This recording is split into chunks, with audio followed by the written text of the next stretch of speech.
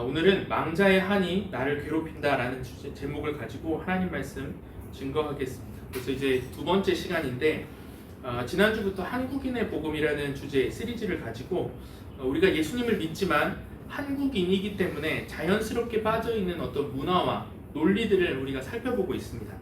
지난주는 이제 원죄에 관련된 내용을 우리가 한 번 더 살펴봤고 본질적으로 원죄를 어떻게 바라봐야 되는지 그 털을 잡기 위해서 원죄에 대한 이야기를 나눴고요. 오늘부터 본격적으로 한국 문화 안에 있는 이런 어떤 문화들이 있는지를 살펴보려고 하는데 오늘은 무속, 그 중에서 한, 혼, 뭐 이런 얘기들 많이 들어보셨죠? 그거를 주제로 이야기를 나누려고 합니다. 첫 번째로 살필 것은 무속의 발견입니다. 이 무속이 뭘까요, 여러분? 무속, 무당, 뭐 점 보고 굿하고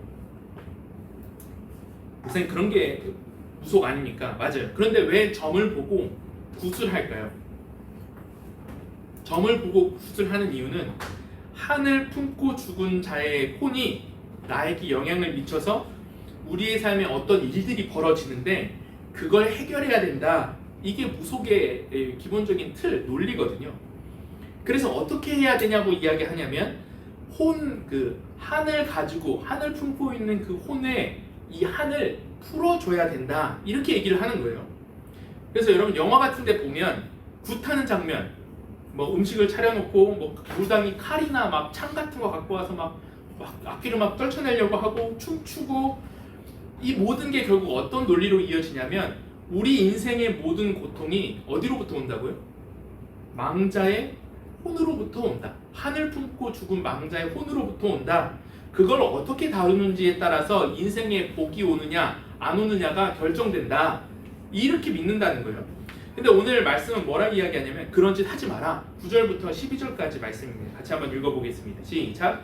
내 하나님 여호와께서 내게 주시는 땅에 들어가거든 본받지 말 것이니 그의 아들이나 딸을 불 가운데로 지나게 하는 자나 점쟁이나 기륭을 말하는 자나 요술하는 자나 무당이나 진언자나 친접자나 박수나 초혼자를 너희 가운데 용납하지 말라. 이런 일을 행하는 모든 자를 여호와께서 가증히 여기시나니 이런 가증한 일로 말미암아 내 하나님 여호와께서 그들을 내 앞에서 쫓아내시리니 죽은 자의 혼이 이 땅을 돌아다니면서 우리에게 영향을 미치는 것이다. 이 전제 자체가 틀렸다는 거예요. 오늘 예수를 믿고 나서 우리가 명확히 해야 될 사실이 무엇인가? 죽은 자의 혼은 어디로 가는가? 누구의 손에 있는가? 영혼이 또 떠돌아다니는가? 그렇지 않다는 거예요. 여러분, 죽은 사람의 영혼이 누구의 손에 있습니까? 성경은 그걸 분명히 이야기하고 있습니다. 마태복음 10장 28절인데 이렇게 이야기합니다. 읽어보겠습니다. 시작. 몸은 죽여도 영혼은 능히 죽이지 못하는 자들을 두려워하지 말고 오직 몸과 영혼을 능히 지옥에 멸하실 수 있는 이를 두려워하라. 몸과 영혼 모두 누구 손에 있대요? 하나님 손에 있다는 거예요. 그러니까 어떤 사람이 죽었든 살았든 간에 그 모든 운명, 그 영혼의 움직임을 누가 통제한다고요? 하나님이 통제하신다는 거예요. 이거부터가 시작이에요. 여기에서 이거를 명확히 해야 된다는 거예요. 그런데 TV나 영화를 보면 엄청 이 영혼에 대한 이야기를 미스테리하게 이야기를 하잖아요. 그런 걸 다루는 프로그램이 뭐였죠? 옛날에 전설의 고향, 서프라이즈 이런 거 많이 보셨잖아요. 그러니까 그걸 진짜처럼 이야기하니까 무섭고, 또 요즘에는 그 무당들 나와서 하는 프로그램이 있잖아요. 여러분 보셨죠? 봤다가 이야기하기 어려우시겠네요. 저는 봤거든요. 차에서 봤거든요. 막 맞추고 막 누구가 혼이 있다. 막 무서워요. 그러니까 사람들이 그런 걸 듣고 조금씩 마음이 두려운 마음이 드는 거예요. 그런데 그런 프로그램들을 보면 이 순서가 있습니다. 늘 비슷한 흐름으로 나가는데 어떻게 되냐면 어떤 집안이나 어떤 회사나 어떤 한 사람의 삶에 안 좋은 일이 계속 생겨요.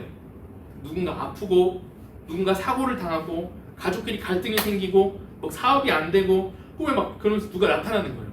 이렇게 나타나서 막 로또 번호를 알려주면 좋은데 이러면 안 된다. 막 내가 너무 춥다. 막 이런 얘기를 하잖아요. 그러면서 어떤 이야기가 흘러가냐면 그런 문제가 일어나는 일의 뒷이야기를 알려주죠. 옛날에 이런 집안에 이런 일이 있었대. 막 억울하게 죽은 사람이 있어. 풀리지 않는 원한이 있어. 그러면서 그 풀리지 않는 원한이 뭔지를 막 설명해줘요. 어떤 사람이 젊은 나이에 억울하게 죽었대. 뭐 결혼도 못해 보고 죽었대. 뭐 어떤 억울한 누명을 쓰고 죽었다. 자식 걱정하다가 눈도 못 감고 죽었다. 제가 설교 준비하면서 여러 가지 정보를 찾아봤는데 해품달, 여러분 해품달 보셨죠? 해품달의 무속 자문을 맡았던 김정범이라는 분이 계세요. 이분이 책을 하나 썼는데 무속과 무당이라는 책입니다. 제가 열심히 읽었어요. 거기에 몇 가지를 제가 가지고 와봤거든요. 한번 읽어볼게요. 여러분 한번 읽어보고 무슨 생각이 드는지 한번 읽어보겠습니다. 시작. 태아영가 허공중천에 떠돌다가 자신과 파장이 통하는 혈육을 찾아가서 신통을 부리면 우리는 무슨 일이 있는지도 모르고 속수무책으로 당하고 있는 것이다. 그러다 보면 부부간의 갈등도 생겨서 평생 후회하면서 살아가게 되는 경우도 있다. 혹시 이 글을 읽는 독자님들 또한 자신의 가정에 낙태영가나 태중영가가 있는지 파악해보고 그를 위해 엄마가 정성 들여서 향을 피워주어야만 달래기가 쉽다고 본. 무섭죠 여러분? 이게 무슨 생각이 들어요? 우리 집안에 또 이렇게 뭔가 아이가 유산되거나 이렇게 되면 엄마가 향을 피워줘야 달래기가 쉽다고 본다는 거예요. 또 하나 읽어볼게요. 시작. 전쟁 시에 죽은 영가 이 내 몸 다 바쳐 나라를 지켜내려다 죽고 나니 모두들 힘이 낭낭거리면서 알아주는 이 없으니 어디 마음이 편안히 있겠는가. 살아있다면 패기 있고 능력은 있었건만 그것이 다 허사고 지금은 육신도 없고 혼마저 알아주는 이 없으니 한이 되는 것이다. 이러한 영가는 영신제사의 장군 신장 등으로 오려고 발버둥치고 있으며 누가 받아주면 힘도 있고 능력이 있음을 자랑하고 싶어한다. 이러한 영가들은 애국 충정에서 가족을 뒤로하고 나라를 위하여 몸을 바친 것이기에 나라에서 합동으로 천도제를 지내주어야 한다. 또 하나 늙어지니 망령된 영혼 늙어서 죽은 사람이 모두가 망령기가 되는 것은 아니다. 자손이 있는 사람들은 자손이 커가는 모습을 보며 자비와 사랑스러운 모습으로 저 자손이 잘될 날만을 기다리게 되는 것이다. 기억력은 점점 줄어들고 마음이 점점 어린애와 같아지니 서운한 것만 늘어나고 잘해준 것은 기억에서 멀어지니 그게 망령기의 특징이다. 이러한 경우에도 뇌파가 통하는 인연이 나타나기를 기다리며 해원으로 그 고통에서 벗어나고 싶을 마음뿐이다. 마음의 고향은 늘 정자나무다. 그러나 정자나무는 자식이 있는 영혼들의 득세에 밀려 한쪽 구석의 서남당 나무로 공원도 노인들의 안식처가 아니던가. 같은 처지에 있는 사람들끼리 모이는 곳 안식처란 세상에서 가장 편한 병진 집사님 파고대공원 근처에서 이제 근무하잖아요. 거기 막 이런 조심해요. 여기 영가가 있고 거기에 보세요. 태중에 죽은 아이도 있고 전쟁 시에 죽은 군인도 있고 늙어서 죽은 노인도 있대요. 근데 다 결국 뭘 갖고 있어요? 똑같은 얘기를 해요. 죽은 사람에게는 한이 남아있고 한이 풀리지 않으면 살아있는 사람에게 영향을 준다는 거예요. 여러분 읽어보시니까 어때요? 정말 억울하겠다. 그런 마음이 진짜 있을 것 같잖아요. 누가 그것 좀 달래줘야 되는 거 아니야? 이렇게 되는 거예요. 그러면서 사람들이 이 무속의 논리 속으로 들어가는 겁니다. 처음부터 무속을 막 신봉하거나 그게 맞다라고 생각을 하고 접근하지 않아요. 근데 어느 순간부터 이야기에 대한 공감, 내가 그래 나도 서운해, 나도 나이 들어보니까 서운한 것 같아 라는 그 공감이 영혼에 대한 믿음으로 바뀌어가는 거예요.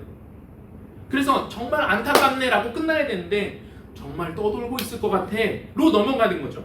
그러면서 정말 그런 영혼이 우리 집에도 영향을 주나 보다, 그 한을 정말 풀어줘야 되나 보다, 이렇게 넘어가는 거예요. 그러니까 이게 사실이 아니라 이야기를 믿게 되는 과정에서 그걸 믿는 과정을 넘어간다는 거예요. 여러분 한번 생각해 보세요. 감정적으로 공감되는 것과 실제로 사실인 것은 전혀 다른 문제죠. 억울한 죽음이 안타까운 일입니다. 슬픈 사연이 가슴 아픈 일이에요. 그러나 그 사람이 억울하게 죽었다고 해서 그 영혼이 이 땅을 떠돌면서 살아있는 사람에게 영향을 주고 그 인생을 좌지우지하는 것이 아니라는 거예요. 성경은 우리의 상상이나 추측으로 영혼을 설명하지 않습니다. 성경 뭐라 이야기하냐? 몸과 영혼의 주권은 하나님께 있다. 여기서부터 신자가 시작해야 된다는 거예요. 한번 물어볼게요. 죽은 사람의 영혼이 세상을 떠돌아다녀요? 안 떠돌아다녀요? 안 떠돌아다녀요. 모든 주권이 하나님께 있다는 거예요. 근데 이 무속에 빠져들기 시작하면 이제 가장 이제 문제가 여러 가지 나타나기 시작하는데 가장 큰 문제가 뭐냐? 결국 그 생각, 무속적인 생각이 우리의 인생의 원인을 찾지 못하게 만든다는 거예요. 우리 인생의 원인을 잘못 보게 만듭니다. 예를 들어서 여러분 망신살 이런 거 들어봤죠? 안 들어보셨어요? 망신살이 뻗쳤다. 역마살이 있다. 이게 무슨 뜻인지 여러분 정확히 아시나요? 저도 몰랐는데 한번 찾아봤거든요. 이 망신살 뒤에 살이 붙잖아요. 이 살이라는 게 뭐냐면 죽일 살자리거든요. 살이라는 단어거든요. 죽일 살. 그러니까 죽일 살인데 그걸 어떻게 이제 해석을 하냐면 귀신의 기운을 살이라고 해요. 그러니까 망신살은 뭐예요? 망신을 당하게 만드는 귀신의 기운이 붙었다는 거예요. 역마살은 뭐예요? 돌아다니게 만드는 귀신의 기운이 붙었다.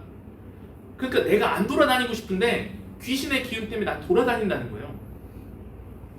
이 말이 왜 무섭냐면 이 말에는 아주 중요한 전제가 숨어 있습니다. 내 삶의 어떤 방향, 내 삶을 결정하는 원인이 내 안에 있는 게 아니라 어디 있다는 거예요? 귀신한테 있다는 거예요. 그러니까 내가 실수해서 망신을 당한 게 아니라 망신살 때문이라는 거예요. 내가 여행을 가는 걸 좋아하는 게 아니라 역마살 때문에 돌아다닌다는 거예요. 내 선택 때문이 아니다. 내 책임이 아니다. 보이지 않는 어떤 귀신, 어떤 영가가 있기 때문이다 라는 거예요. 그러니까 나는 원래 망신살이 있어서 그래. 나는 원래 역마살이 있어서 그래. 가벼운 농담 같지만 무서운 말입니다. 왜냐면 그 말은 결국 나는 어쩔 수 없어. 나는 그냥 이렇게 살아야 돼. 이런 뜻이거든요. 이게 무속이 주는 사고 방식이에요. 실제로 무속 관련 책들을 보면 더 노골적으로 얘기합니다. 어떤 사람이 계속 어려움을 겪으면 그 사람에게 영가가 붙었다. 한 맺힌 영혼이 영향을 주고 있다. 이런 식으로 설명을 합니다. 우리 앞에서 계속 읽어봤잖아요. 그러니까 사람이 어느 순간부터 왜 이런 일이 나에게 일어났을까? 뭐가 문제일까? 어떤 부분을 해결해야 되는가를 생각하지 않고 어떤 영혼이 나를 괴롭히고 있지를 생각하기 시작한다는 거예요. 그때부터 인생을 바라보는 눈이 바뀌어요. 그러니까 역마살, 망신살 이런 말은 쓰지 않아야 됩니다. 그냥 난 돌아다니는 걸 좋아해. 난 여행 좋아하는 사람이야. 이번에 내가 좀 실수해서 망신당했네. 이렇게 이야기를 하는 거예요. 그렇게 해야지 이게 귀신의 짓이라면 귀신의 짓이라고 계속 얘기를 하면 안 된다는 거죠.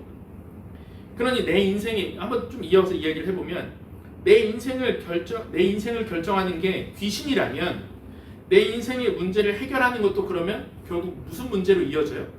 귀신을 쫓아내는 문제, 귀신을 달래는 문제로 이어지잖아요. 무속 안에서. 그럼 내가 바뀌어야 되는 게 아니라 귀신을 달래야 되는 거예요. 내가 돌아봐야 되는 문제가 아니라 구술해야 되는 문제가 되는 거죠. 내 안을 살펴봐야 되는 문제가 아니라 어떤 나쁜 영혼이 나를 이 외부에서 괴롭히고 있는지 그거를 찾아봐야 되는 문제로 바뀌는 거예요. 그래서 결론적으로 나타나는 무속의 가장 큰 맹점이 뭐냐?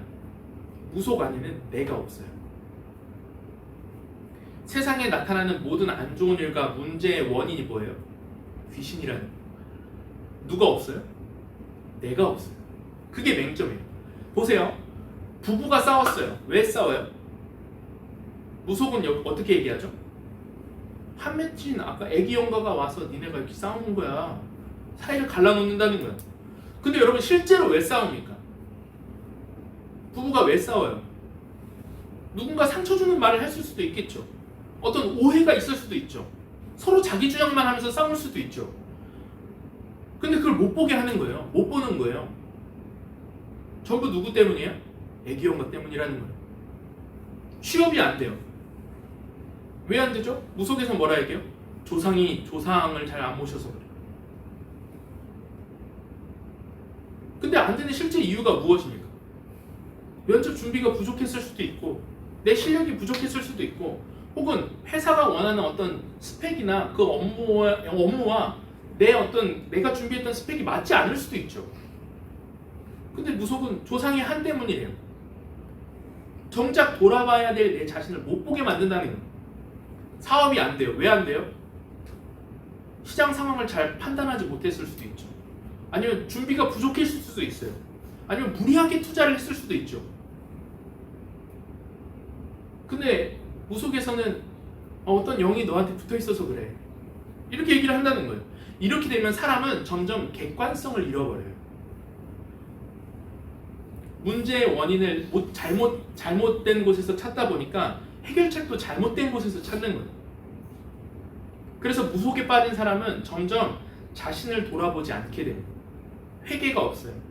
돌아섬이 없어요. 왜? 항상 내 문제는 어디서부터 시작해요? 내 안에서 있다고 생각하는 게 아니라 외부에 있다 생각하는 거예요. 근데 성경은 뭐라 이야기할까? 정반대로 이야기합니다. 성경은 가장 먼저 누구를 보라고 이야기하냐면 귀신을 보라 이야기하지 않아요. 조상을 보라 이야기하지 않습니다. 한 맺힌 영혼을 보라고 이야기하지 않습니다. 누굴 보라 하냐면 나 자신을 보라고 이야기해요. 로마서 3장 23절입니다. 함께 읽어보겠습니다. 시작.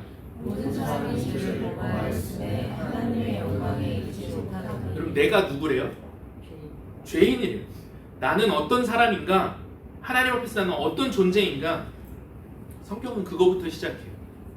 그리고 성경이 내리는 결론이 뭐예요? 나는 하나님 앞에서 죄인이라는 거예요. 거기서부터 시작이라는 거예요. 외부에 있는 게 아니에요. 그럼 두 번째로 살펴볼 것은 무속의 제거입니다. 무속을 어떻게 없앨까? 두 가지인데 다음 주에도 동일한 어떤 더 깊게 이 부분을 다루려고 하는데, 첫 번째는 단절의 능력입니다. 12절 말씀 같이 한번 읽어보겠습니다. 시작. 이런 일을 행하는 자 모든 자를 여호와께서 가증히 여기시나니 이런 가증한 일로 말미암아 내 하나님 여호와께서 그들을 내 앞에서 쫓아내시니. 잘 보세요 여러분.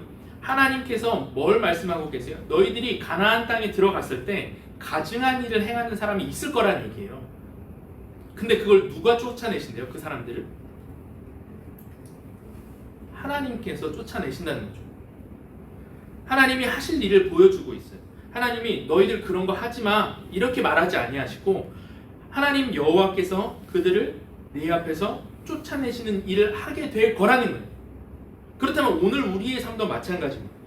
우리가 하나님의 인도하심을 따라서 살아갈 때 동일하게 이런 일들, 이 가증한 일들을 하나님이 가증히 여기시는 일들의 유혹이 우리를 찾아온다는 거예요. 그 앞에서 하나님이 일하시는 방식이 무엇인가? 그게 우리의 삶에 일하시는 방식은 단절의 능력입니다. 단절의 능력이 무엇인가? 이걸 설명하려면 무속의 핵심을 조금 더 이야기해봐야 되는데, 무속의 핵심이 뭐죠? 결국엔 죽은 사람의 혼이 살아있는 사람에게 영향을 미친다는 거잖아요. 그걸 조금 더 깊게 설명을 해보면 무속에서 말하는 본질은 무엇이냐? 과거의 것이 현재 나를 지배한다 이 말이잖아요. 옛날에 있었던 일, 이미 지나간 일, 과거의 사건, 과거의 상처, 과거의 실패, 그것이 지금 나에게도 여전히 영향을 미치고 있다. 근데 하나님은 어떤 일을 하신대요? 그들을 내 앞에서 쫓아내신대요. 과거에 경험한 그 일로부터 나를 단절시키시겠다는 거예요. 그게 단절의 능력이라는 거예요. 여러분 이거 믿으십니까? 근데 과거의 것이 지금도 나를 지배한다는 생각이 우리나라에 엄청 뿌리가 깊게 박혀 있어요. 대표적으로 뭐냐? 묘자리에 관련된 겁니다. 묘자리. 부모님이 돌아가시면 어디에 부모님을 묻느냐에 따라 자손이 잘 되느냐 안 되느냐가 정해진다는 거예요.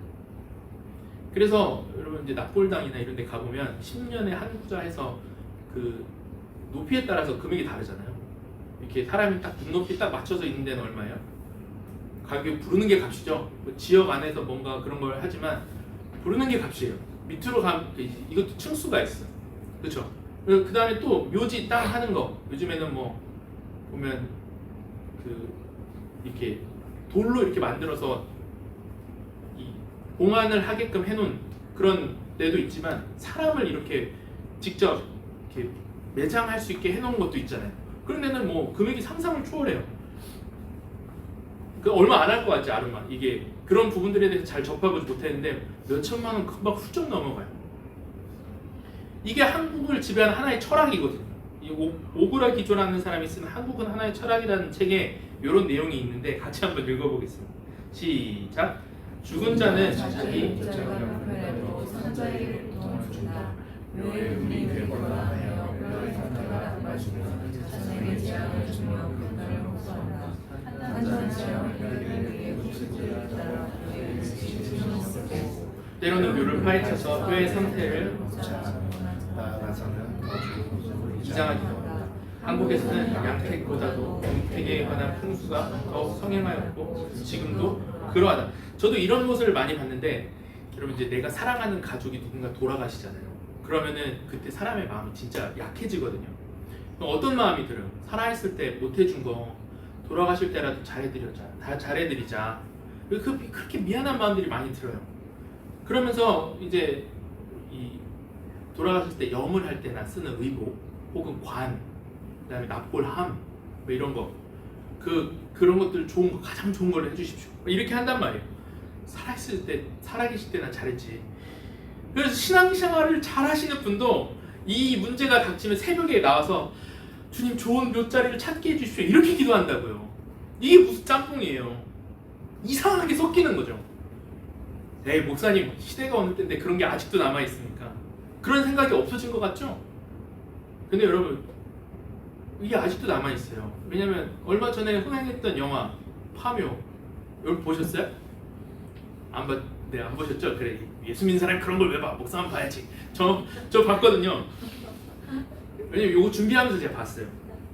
이 영화 안에는 한국인이 갖고 있는 아주 오래된 생각이 숨겨져 있습니다.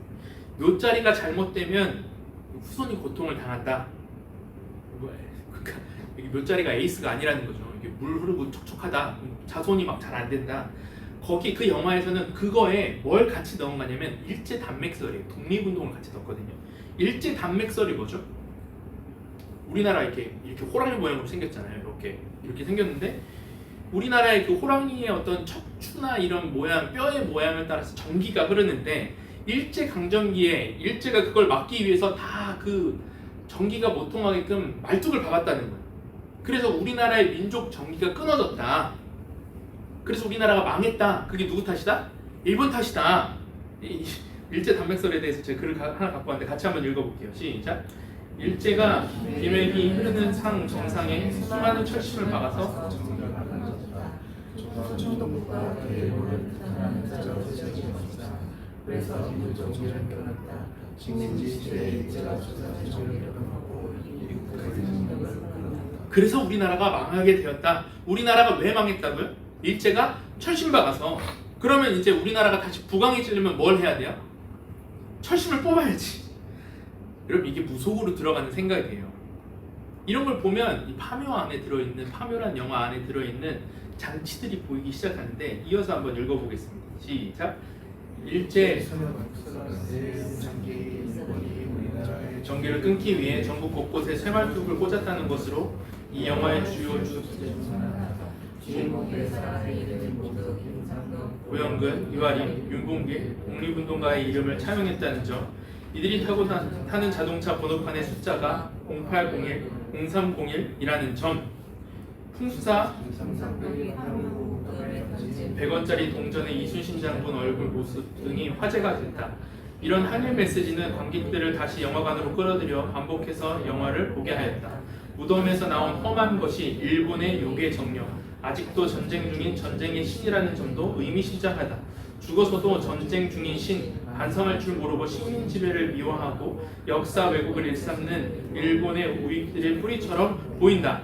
이 신에게서 제2차 세계대전 종전 후에도 29년 동안 필리핀의 정글에 숨어서 항복하지 않았던 잔류일본군 소위 오노다 히로가 연상된다. 장지영 감독은 한 언론과의 인터뷰에서 이렇게 말했다. 아직도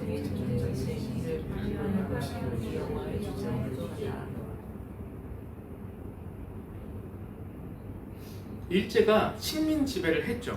우리나라에 아픔이 있습니다. 그 과거의 역사를 잊어서는 안 되죠. 그런 일이 다시 일어나면 안 됩니다. 그런데 무속에서는 그걸 어떻게 해야 해결된다고 이야기를 해요? 쇠말뚝 뽑아야지. 이장해야지. 그래야 우리나라가 부강해진다. 여러분 이게 이성적으로 이해가 가세요?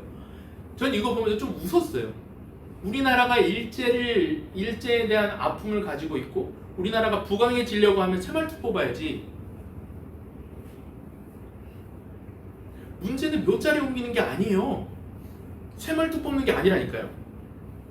그래서 더 중요한 게 뭐죠? 오늘 우리나라가 만약에 우리나라의 위치를 어떻게 보고 세계 경제에서 어떤 위치를 가지고 또 일본과의 외교를 어떻게 하고 이런 실질적인 문제를 해야 생각해 봐야 되는 거잖아요. 우리나라가 부강해지려면. 근데 그걸 못 보게 만든다는 거예요. 단절의 능력이 없다 보니까 어떤 사고가 일어나면 이런 식의 상동들, 이런 식의 사고방식들을 우리가 하고 있다는 거예요. 이미. 임건순이라는 동양 철학자분이 계신데 그분이 그러더라고요. 서양 사람들은 어떤 문제가 발생하면 언제나 왜 뭐가 이걸 막고 있는 거지? 어떻게 이걸 돌파할 수 있지를 생각해요. Why를 생각해요. 그래서 옛날에 1986년에 챌린저 우주왕복선 여러분 영상 보셨죠? 우주왕복선이 가다가 공중에서 폭파됐어요. 거기 있던 이 훈련했던 우주 조종사들, 우주인으로 보내려고 했던 사람들이 다 죽었어요. 근데 아무도 처벌받지 않았습니다. 사람이 죽은 사건이잖아요. 우리나라에 만약에 그런 사건, 사람을 태운 우주 왕복선이 폭파됐다. 그러면 뭐부터 찾아요? 누가 잘못했어? 책임자가 누구야? 그 사람 불러다가 뭐가 잘못됐는지 책임지라고 해. 지금 무속이 뭐라 그래요? 내 인생에 벌어진 모든 원인이 뭐라고요? 외부에 있대요. 그 죽은 영가가 나를 괴롭히고 있다고. 나를 못 보게 만들어요. 왜 이런 일이 발생했는지, 앞으로 내가 어떻게 나아가야 되는지 그런 걸 못 보게 만든다고. 성경은 뭐라 하냐? 에스겔 18장 18절부터 20절까지 이렇게 돼 있어요. 같이 한번 읽어볼게요. 시작. 그의 아버지는 심히 포악하여 그 동족을 강탈하고 백성들 중에서 선을 행하지 아니하였으므로 그는 그의 죄악으로 죽으리라. 죄악을 저지른 사람은 자신의 죄악으로 죽는데요. 그 다음에 뭐라 이야기해? 이어서 읽어보겠습니다. 그런데 너희는 이르기를 아들이 어찌 아버지의 죄를 담당하지 아니하겠느냐 하는도다. 아들이 정의와 공의를 행하면 내 모든 윤리를 지켜 행하였으면 그는 반드시 살려리고 범죄하는 그 영혼은 죽을지라. 아들은 아버지의 죄악을 담당하지 아니할 것이요 아버지는 아들의 죄악을 담당하지 아니하리니 의인의 공의도 자기에게로 돌아가고 악인도 자기에게로 돌아간다는 거예요. 각자라는 거죠. 그래서 여러분 인생에 한번 여러분들의 삶에 한번 적용해 보십시오. 우리를 따라다니는 것들이 있어요. 어떤 사람은 옛날에 크게 상처를 받았습니다. 사랑하는 사람에게 거절당했어요. 무시당했어요. 실패했어요. 그런 일을 당했는데 지금도 어떻게 생각하냐면 새로운 사람을 만나도 난 또 버림받을 거야. 난 새로운 일을 시작해도 난 또 실패할 거야. 과거가 현재를 지배하고 있는 거야. 어떤 사람 부모님이 이혼했습니다. 그래서 결혼을 앞두고 있는데 우리 부모님이 이혼했으니 나도 이혼하게 될 것 같아. 또 어떤 사람 부모님의 실패를 봤어요. 우리 아버지가 사업을 하다 망했어요. 그러니까 나도 어떻게 생각해요? 이거 망하는 거 아니야? 나도 망할 것 같아. 누가 따라다녀요? 그 인생에 혼이 따라다닌다고. 아빠의 혼, 아빠의 실패라는 혼, 이혼이라는 혼, 그거 끊어내야 된다는 거예요. 그러면 여러분 오늘의 인생에 여러분 잘 해석해 보십시오. 이렇게 적용해야 돼요. 아니 목사님 이혼한 거 맞잖아요. 사업이 망한 거 맞잖아요. 내 그 사람한테 차인 거 맞잖아요. 맞아요. 그 현실이 남아있어요. 그렇죠? 그 기억도 남아있어요. 다 그대로예요. 내가 당한 게 남아있다고. 근데 어떻게 봐야 돼요? 예수 그리스도 안에서 내가 마주했던 이 과거의 일들은 결코 내 인생의 저주가 되지 않을 것이다. 그게 단절의 능력이라는 거예요. 여러분들의 삶에 당했던 실패와 아픔과 어려움들은 예수 그리스도 안에서 새로운 일들로 바꿔질 것이다. 그게 십자가에서 하신 일이라는 거예요. 여러분 그걸 믿으십니까? 여러분 그걸 확신하셔야 돼요. 그 단절의 능력이 우리에게 필요하다는 겁니다. 두 번째, 단절의 능력 이후에 나타나는 게 뭐냐? 시작의 능력입니다. 여기서부터 다시 시작할 수 있다. 에스겔 18장 14절, 15절, 17절입니다. 같이 한번 읽어보겠습니다. 시작. 또 가령 그가 아들을 낳았자 하자.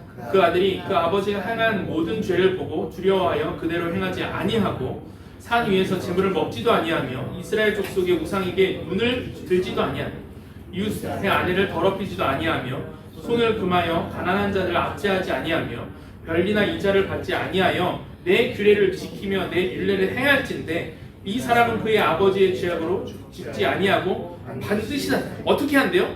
어떻게 반드시 산대요. 오늘 우리에게 우리 뭐 교육학적으로 이야기하는 거는 부모의 영향이 있겠죠. 그 가정에서 자랐으니까 그 아버지의 잘못된 모습들이 내 삶의 어떤 한 무의식의 한 부분을 차지할 수도 있죠. 환경도 있고 상처도 있고 그 안에서 내가 겪어온 일들이 내 안에 어떤 상처로 남아 있을 수도 있죠. 근데 하나님이 주신 약속은 뭐예요? 오늘 그것을 끊어내고 주도적으로 일하는 가운데 하나님께서 복 주실 것이다. 하나님께서 살게 하실 것이다. 그것을 통해서 이 가정이 망하지 않고 새로운 일들이 열리게 하실 것이다. 여러분 그걸 믿으십니까?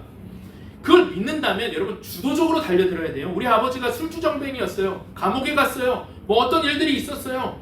그 부분에 내가 상처가 있지만 내가 그래 나도 술주정뱅이가 될 거야. 나도 감옥 가는 사람이 될 거야. 그렇게 생각하지 않고 그걸 단전에 나가고 그 안에 내가 새로운 일들을 우리에게 주실 줄 믿고 말씀 안에 살아가겠다. 결단하고 새로운 시작들을 해 나아갈 수 있는 기반이 말씀 안에 있다는 거예요.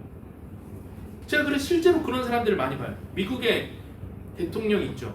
호불호가 많이 갈리시는 트럼프 할아버지. 정치는 이제 여러분들이 뭐 다 대부분 다른 생각들로 이렇게 가지고 계실 테니까 정치 이야기가 아닙니다. 이 트루 할아버지한테 배울 점이 하나 있어요. 그게 뭐냐면 그 트럼프의 형이 알코올 중독자였어요. 형이 그러면 동생이 그렇게 되기가 쉽죠. 근데 그렇게 하지 않았어요. 이 형이 알코올 중독으로 있다가 사망했거든요. 근데 트럼프는 알코올을 입에 한 잔도 대지 않았어요. 자기가 안 됐대요. 그래서 얼마 전에 중국 방문 때 나왔잖아요. 트럼프가 국가 외교 예의상 이 술을 한 잔 입에 댔다는 거예요. 이렇게 입에 대고 내려놓는 게 영상으로 포착이 돼서 그걸 해놨는데 그게 그렇게 화제가 됐다니까요. 트럼프가 아들을 불러서 뭐라 얘기하냐면 No alcohol, no drug, no cigarette. Promise me. 나한테 약속해. 너 술 마시지 마. 담배 피지 마. 마약하지 마. 나한테 약속해. 그리고 읽고 듣고 쓰고 그거 계속 반복해. 이렇게 얘기를 해요. 뭐예요 이게? 새로운 시작이에요. 새로운 시작. 그분의 어떤 정책이나 국정 운영에 대한 평가는 여러분 각자 다 하시겠지만 그 사람이 집안에 흐르는 어떤 영향이 있다고 해서 그게 나한테 영향을 준다고 해서 다 나도 마셔야지. 그거 나도 할 수밖에 없었어. 이렇게 하지 않는다는 거예요. 이게 얼마나 독한지를 아니까 이게 뭘로 바뀌어요? 새로운 시작의 능력으로 바뀌어요. 여러분 오늘 우리가 결심해야 될 게 무엇입니까? 하나님 오늘 우리 가정 안에 내 삶 안에 새로운 일을 시작하게 하여 주시옵소서. 오늘 시작의 능력을 가지고 이겨낼 수 있다는 겁니다. 이 저희 집안 얘기인데 저희 집안은 아프면 무당을 불러서 구슬하는 집안이었어요. 요즘 메니에르라고 아세요? 귀 안에 원인을 알 수 없게 물이 차요. 아직 현대의학으로 해석이 안 됐는데 저희 아버지가 메니에르가 있어요. 그럼 의사가 아무리 진찰을 해도 몸은 다 말짱한데 어지럽다고 하고 계속 토하거든요. 그러니까 구슬하는 거예요. 집에서 귀신을 쫓아내기 위해. 저희 아버지가 그런 집안에서 자랐어요. 저희 아버지가 고등학교 때 뭘 했냐면 그런 거 싫다. 교회 예수님을 믿은 다음부터 집안에 있는 상을 다 통째로 엎었어. 제사상을 다. 그래서 지금 저희 아버지는 교회 장로님이고 저희 할머니 할아버지는 교회 권사님이세요. 새벽마다 저를 위해서 매일 일어나서 기도하시거든요. 여러분 새로운 능력으로 새로운 집안의 분위기, 새로운 일들이 우리의 가정 안에서 펼쳐지게 할 수 있습니다. 그래서 여러분들의 인생에 우리 집안은 원래 그래. 이건 어쩔 수 없는 거야. 이렇게 생각하는 부분이 있다면 여러분 그것을 복음으로 다시 바라보십시오. 하나님이 오늘 나에게 뭘 새롭게 하기를 원하시는지 그거 한번 포착해 보십시오. 하나님 이 실패 때문에 난 이렇게 될 수밖에 없습니다가 아니라 하나님 이 과거가 온전히 끊어질 줄 믿습니다. 새로운 일, 선한 일이 하나님 이 일에서부터 십자가가 그렇게 죽음을 생명으로 바꿨던 것처럼 우리 집안에 새로운 일들이 펼쳐질 줄 믿습니다. 이 확신으로 나아가야 된다는 겁니다. 마지막 세 번째 무속의 치유입니다. 그러면 무속을 어떻게 치유할까요?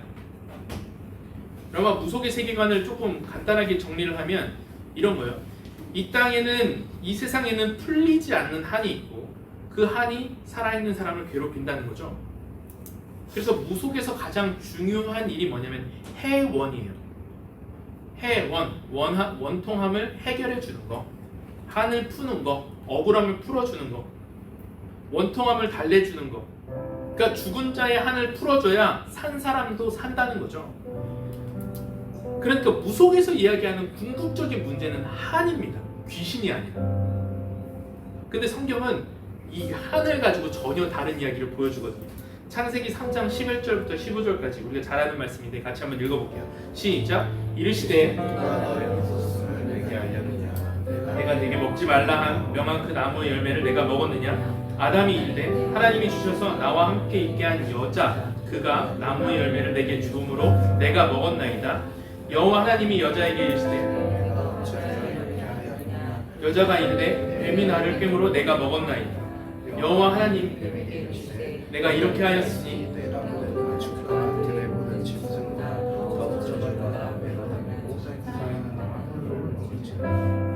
아담이 선악과를 먹은 게 누구 탓이에요?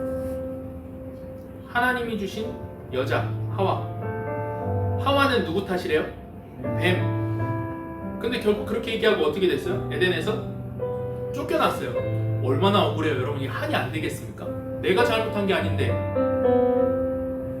이게 죄가 만들어낸 첫 번째 열매예요. 죄를 짓자마자 내 안에서 원인을 찾는 게 아니라 하나님이 주신 여자, 하나님이 잘못하신 거죠. 뱀이 그랬어요. 내가 이렇게 된 이유가 있다. 내가 억울하다. 내가 피해자다. 죄 때문에 그렇게 된 거예요. 이게 한의 구조예요. 한이라는 게 뭡니까? 내가 당한 건 그 일만 보이는 거죠. 내가 상처받은 것만 보이고, 내가 억울한 것만 보이고, 내가 놓친 것만 보이는 거예요. 그러니까 평생 누구를 찾아요? 나를 이렇게 만든 그놈을 찾는 거예요. 아담은 하와를 찾고, 하와는 뱀을 찾고, 사람들은 조상을 찾고, 무속은 한 맺힌 영혼을 찾는다고요. 계속 원인을 외부에서 찾아요. 그런데 하나님이 뭐라 하시냐? 15절에 이렇게 얘기하세요. 같이 한번 읽어보겠습니다. 시작. 내가 너로 여자와 원수가 되게 하고 내 후손도 여자와 원수가 되게 하리니 여자의 후손은 내 머리를 상하게 할 것이요 너는 그의 발꿈치를 상하게 할 것이냐. 이게 무엇입니까? 원복음입니다. 하나님이 이때부터 우리를 구원할 계획을 작정하셨어요. 그 전부터 가지고 계셨겠죠. 성경에 처음 드러나는 하나님의 구원의 의지가 이 부분입니다. 이 무슨 말이에요? 언젠가 참된 인간, 새로운 아담이 올 것이라는 거예요. 약속대로 예수님이 이 땅에 오셨습니다. 여러분 생각해보세요. 예수님만큼 한이 많은 영혼이 있을까요? 만약에 이걸 무속으로 본다면 예수님 죄가 없으셨어요. 잘못이 없었습니다. 그런데 배신당했죠. 거짓 고소를 당했습니다. 조롱당했어요. 채찍에 맞았습니다. 결국 십자가에 못 박혔습니다. 인간적으로 볼 때, 무속적으로 볼 때 이보다 더 많은 한이 더 많은 사람이 어디 있겠습니까? 근데 예수님이 어떻게 하셨어요? 하나님 앞에 빌라도 때문이에요.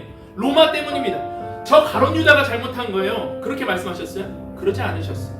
오히려 우리의 죄를 당신의 어깨에 다 메시고 하나님, 저들이 하는 말을 알지 못합니다. 제가 이 죄를 담당하겠습니다라고 십자가를 향해 나아가셨어요. 아담은 책임을 밀어냈고 예수님은 그 책임, 남의 책임을 끌어안으셨습니다. 아담은 자기 죄를 남에게 전가했고 예수님은 스스로 우리의 죄를 다 감내하셨어요.